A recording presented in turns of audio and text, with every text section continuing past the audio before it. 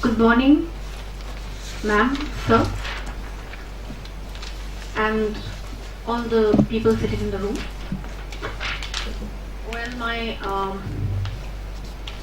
my presentation is not based on any television ideas. It's a presentation on an issue which I thought is very important. But if need be, I can give you a presentation on any topic that you desire for television teaching. Can I speak without this? My voice will reach. Okay, no issue.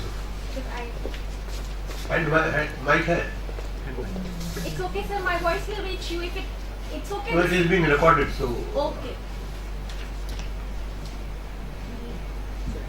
नहीं.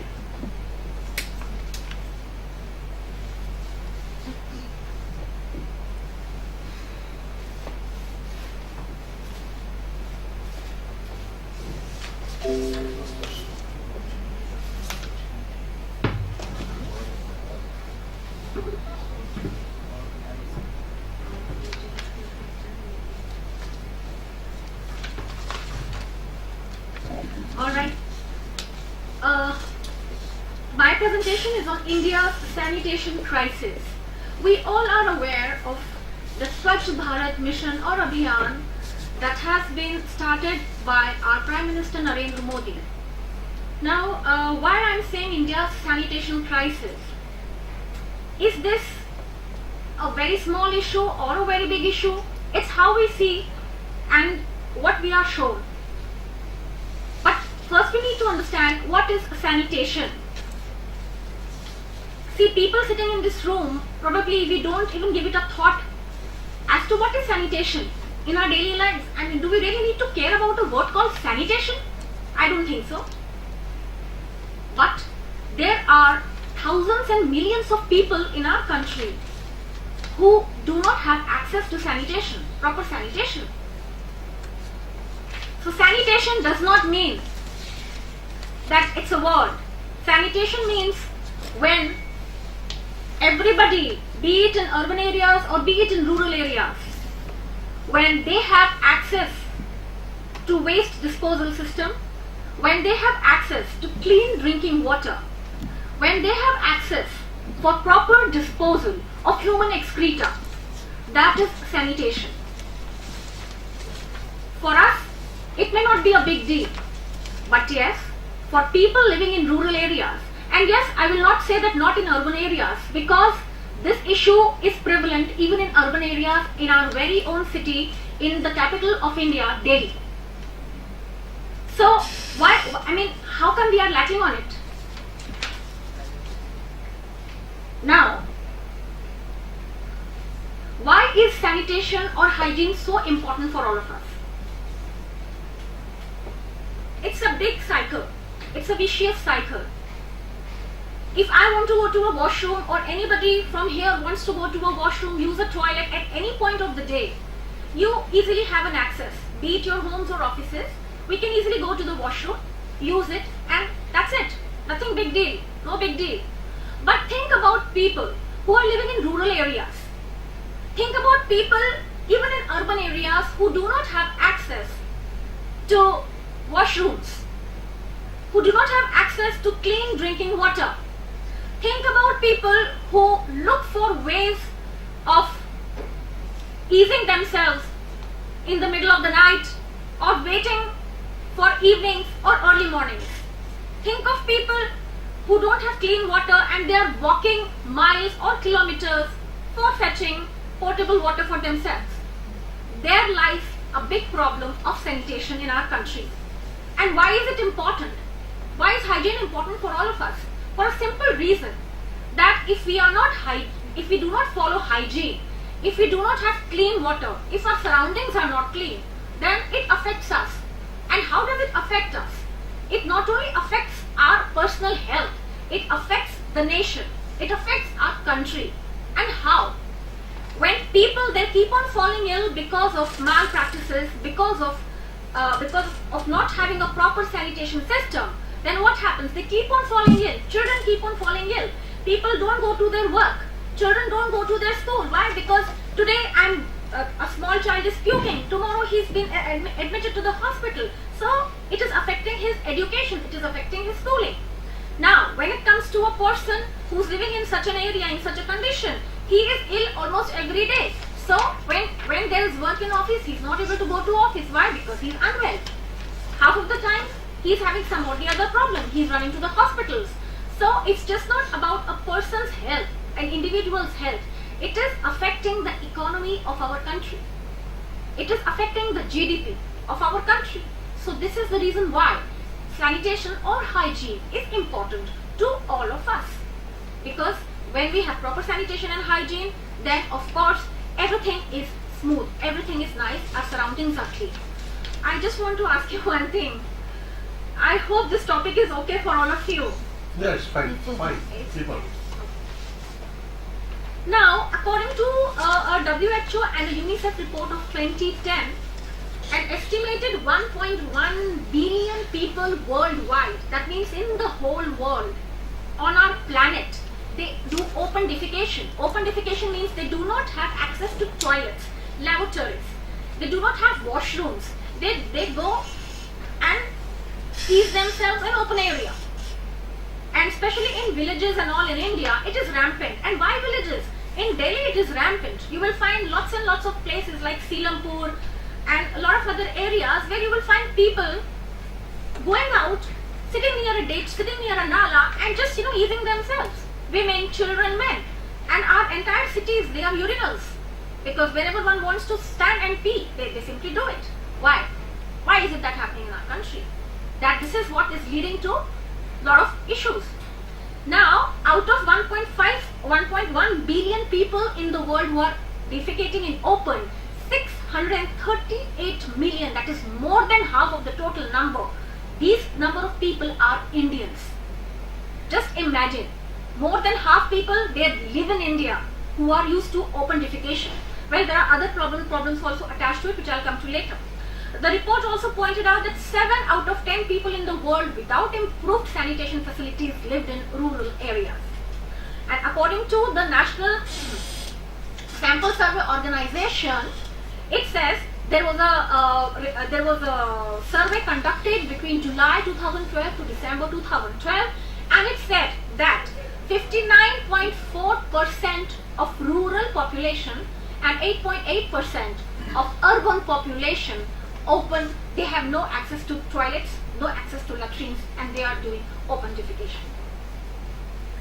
Recognizing the importance of proper sanitation, that yes, we do need it, our government of India, it launched a program in the year 1986 by the name Central Rural Sanitation Program. Now this was a program which helped people from BPL households, that is below poverty line people. They were given supported financially. They were given money to make toilets at their places, so that it doesn't spread outside, or they don't have to go out in the open. And later on, then this program was upgraded, and in 1999 another program called Total Sanitation Campaign, TSC, was launched. Now in that in the previous program, what happened was that the government was going and providing things. It was supply driven, and the government was helping people. They were highly subsidized, very nominal. People had to pay very nominal amount to build these toilets or these latrines in the area. And with TSC, when it was launched, this had an approach of informing people. It had a different approach, not of supplying. It had a different approach of actually educating people. When you're supplying, when people are...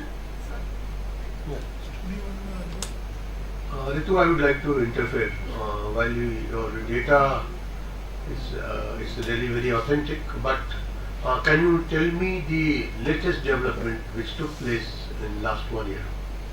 Sir, in last 1 year, as far as this year is concerned, the Indian government allocated 9,000 crore rupees for the year 2016-2017 for Swachh Bharat Abhiyan. And according to our Prime Minister, he wants to make India open defecation free nation by the year 2019, because 2019 is going to be the year of where we will be celebrating the 150th birth anniversary of Mahatma Gandhi. So because this, I don't know, but I have read that Mahatma Gandhi once long back had said that cleanliness and sanitation is more important than independence. This one statement says it, that how important is sanitation for all of us, although we are living in a nation which is independent for the past 69 years. But are we really independent?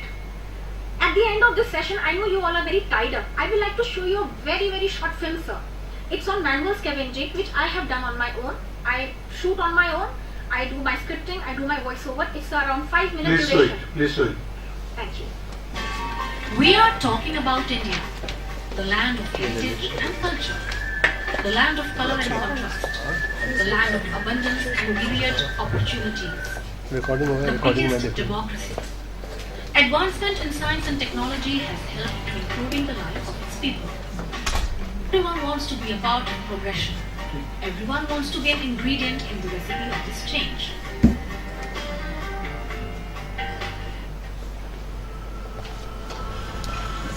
But even after 66 years of independence and all this change, there still exist people who earn their livelihood by cleaning night soil. These people are known as manual scavengers. It is important to know what manual scavenging is. It is the removal of human or animal excreta, which is also referred to as night soil, using brooms, tin plates, and baskets from dry latrines and carrying it to disposal ground some distance away. These people wake up each morning to clean night soil in areas where there are dry latrines. Not that there is no law against it. The Employment of Manual Scavengers and Construction of Dry Latrines Prohibition Act 1993 punishes the employment of scavengers or the construction of dry latrines with imprisonment for up to 1 year or a fine of ₹2,000 or both. The central government had also planned to eradicate manual scavenging by 2007. But manual scavenging still exists in parts of India without proper sewage system. The main reason for the existence of manual scavenging is due to the presence of dry latrines which are not connected with the drainage system. Therefore, to complete the sanitation trade, manual scavengers are needed. Scavenging is done mainly by two ways, either by cleaning of drains or by emptying the containers containing night soil. Besides scavenging, they also collect garbage and clean septic tanks. This system can be completely eradicated only by converting dry latrine to wet latrine. Wet latrine has a flush system and is connected to drainage system. The scavenging can only be eradicated if there is no demand, number one. Number two, that there has to be a very effective implementation of the laws which have been framed to make this profession prohibited. When talking about Delhi, there are various pockets where this degrading act is still rampant. So basically, I have made a presentation on design process, how we design a jewelry piece in jewelry. So the first is what to make. Whenever we Your voice is great.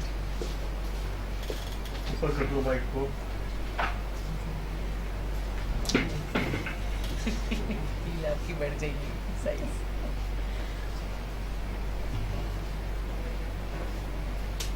So please start with your introduction. I am Survi Gupta and at present I am working with JD Institute of Fashion Technology, Bangalore. And I am working as a jewelry design faculty there, and I joined there in Feb this year. So there I am handling their jewelry department with, I am teaching them coral and I am teaching them metallurgy and design process. So basically, the first while designing the jewelry, first question that comes in our mind is what to make, how to design, what to make. So for like any fashion department, first we start with jewelry trends. We search market, we search out about our consumer, what they really want. So after that, the second is consumer board. For consumer board, where I have designed it for, it's like for Indian working women. So for consumer, we need to check out what their lifestyle is, how they work, what kind of jewelry they want, and then we start making a consumer board, and then after that, the next level is trends, research, and mood boards. So basically, trends is something which with time period changes, and mood board is how you select your inspiration and something which give you a feel of design. This is like facets basically. And when I talk about a working woman, so what really comes in our mind? The best bargain hunter, champion in PowerPoint, secret Santa to office peons, the warm cuddler to a child, and for all this and more, cheer to each brilliant facets of your life.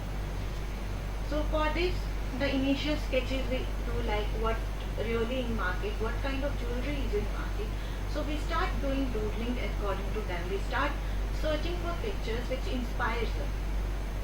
Another inspiration which I took is feathers, lighter than feathers. It's like the present working women are independent, free spirit, still they are delicate and versatile. So for this, what kind of jewelries are still in market, what kind of jewelry are present working women prefer. So we start searching about this. Then next process is, jewelry designing is not about just designing a piece on paper, it's about how you will go and manufacture it. So for this you need to know all the information, all the knowledge about manufacturing.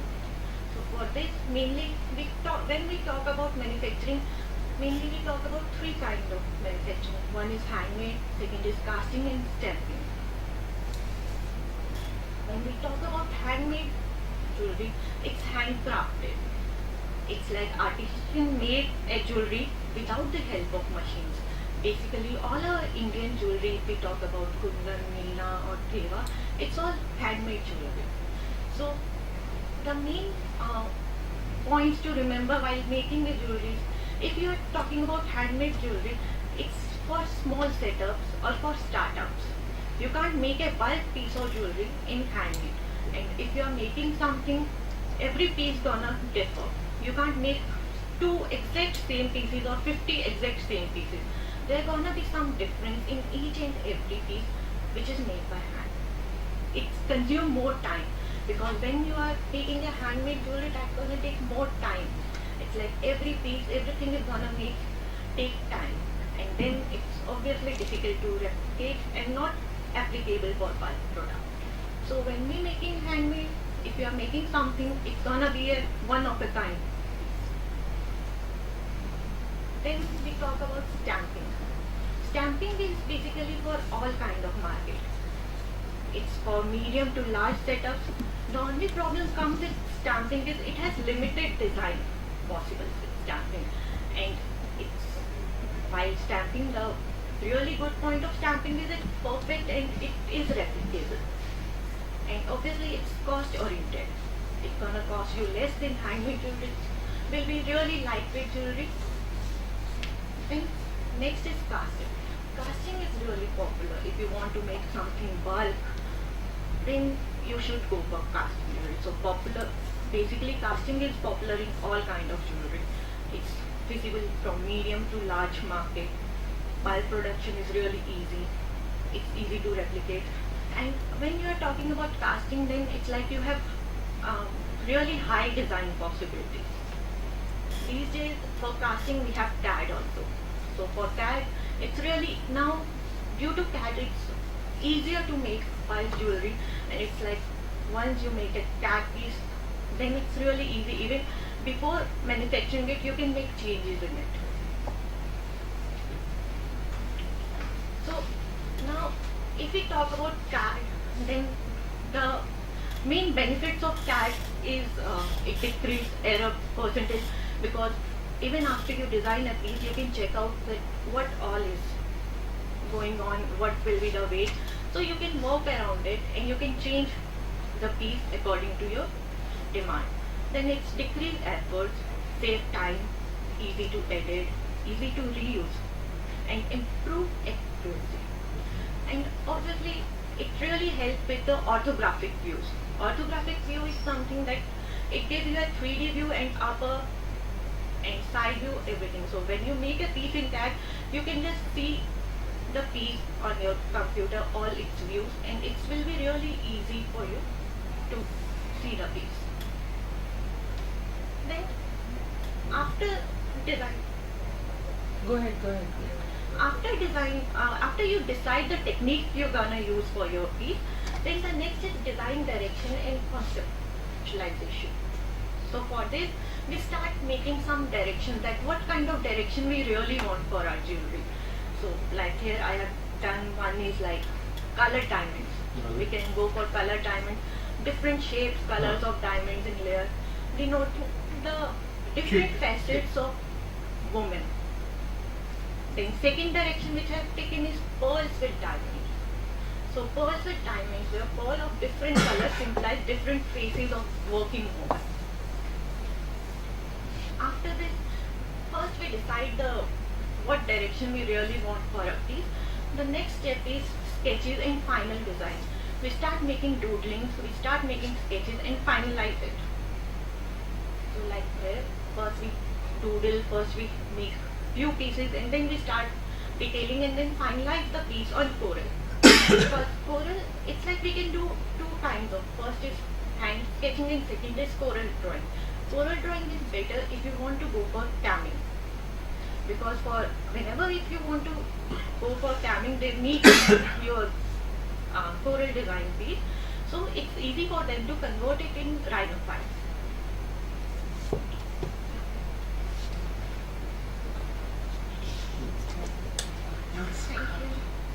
Okay, Surbhi, I want to know, I have a list of questions. One is, are you very familiar with CAD and Rhino? Not with Rhino, I'm really familiar with coral drawing, but I'm fine with basics of CAD. And can you explain the difference between Meenakari and Theva? Meenakari is basically the color you go for your piece.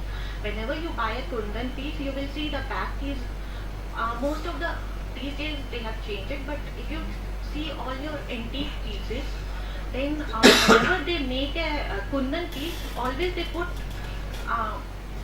Meena, that is the color on the back, and that color is basically made up of glass. So they take glass, they melt it and they color it in the back. And Theva is a different kind of jewelry.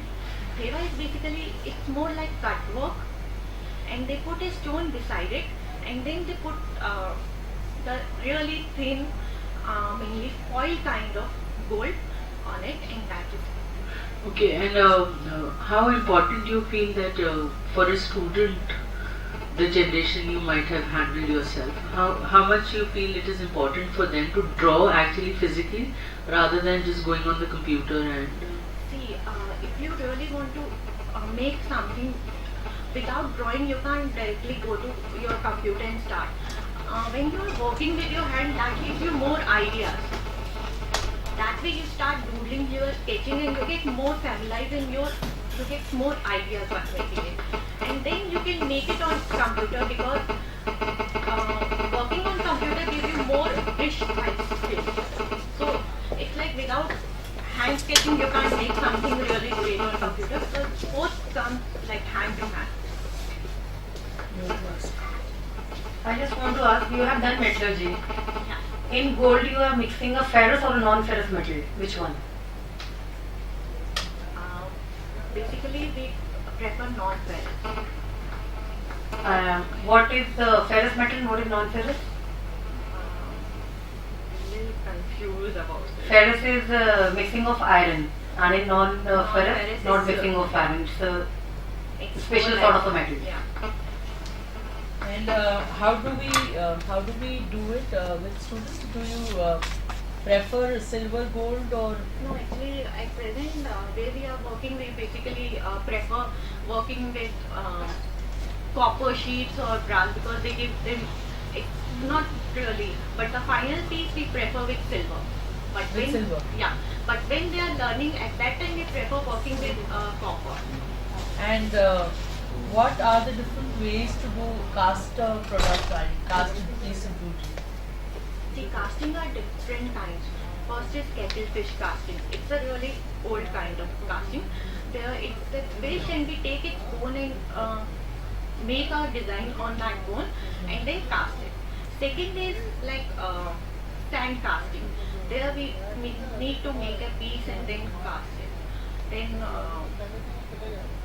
Wax casting also. wax casting.